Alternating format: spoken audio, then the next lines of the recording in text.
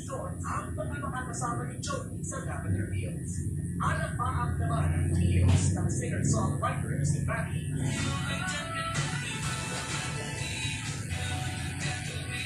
Sa patimpay ng kanyang Get Down, number 2. And yung, kumbaga yung pagkatao ko po na disrespect, yung dahil ko ng disrespect. Approach sa akin yung mama ko, yung papa ko. So, bakit hindi ko siya paglaban? Hanggang sa kunin siya ng Tarsier Records bilang exclusive artist. Nagpatuloy ba ng mga hapon o gustang sa musika si Patty? Ang ito video sa TikTok. Ang nararamdaman ko lang po is sobrang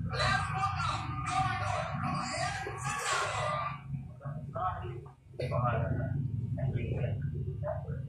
Hindi ang servisyo sa kambayan. Sagrado for President, Sagrado for Vice President. May chance na daga. Tapos na, mapagman. Pagkakataon ko kasi dapat kaya kalahin namin kaya sa harap sa Naman na kalagayan naman ng suspect sa puluhan noong May 29. Depensa niya, pinagnakawan naman siya ng biktima ng mga gamit. Maglalaro ko dito. Ako lang sa kanta sa... Karen, sabi ng organizers na yung na expedition na ito na ipakita sa China na sa kabila ng na matagal na lumalayag ang mga bangka ng mga Pilipino dito sa West Philippine Sea bago pa man nila ito ang kilig. Mga saysayat, pagsaluto ito ang expedition papunta sa Pag-asa Island ngayong araw. Kasama ang ABS-CBN News Team, siyam na araw ang biyahe ng balangay na Big Florentino Das mula Butuan City hanggang sa Sukat sa West Philippine Sea. Para makapamahagi ng gamot at ma-check out ang mga residente ng isla. Bago makarating dito sa Pag-asa Island, nakikita agad ang China Coast Guard vessel na may bound number 5204. Nakatambay lang.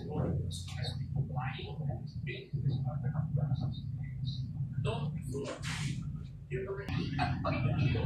Na-advisor na once sila magpupunta sa mountain, marami nang binibigay ang health user na livelihood ito kasi iba pang business talaga ang source dito sa Pag-asa. Marami sa kanila ang nagpa-check up para sa sipon at buho. Ang ilan naman ay skin diseases. Pinamunahan dito ng isa sa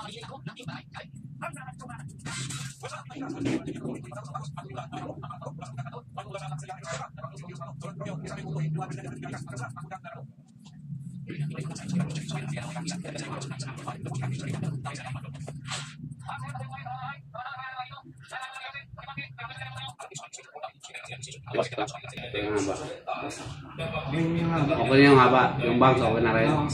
Sinabi natin sa statement, kalating tingnan ang kayana dahil yung mga tatlong barangay ito, ang apektado na pagputok ng bulkan, pinag-angkat at pinag-uwan ng pamahalaan ang mas malalang sitwasyon.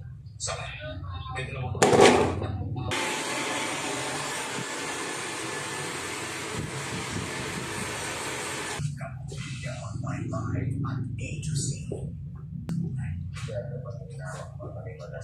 sabi ko, babagay ko na sa sarili ko.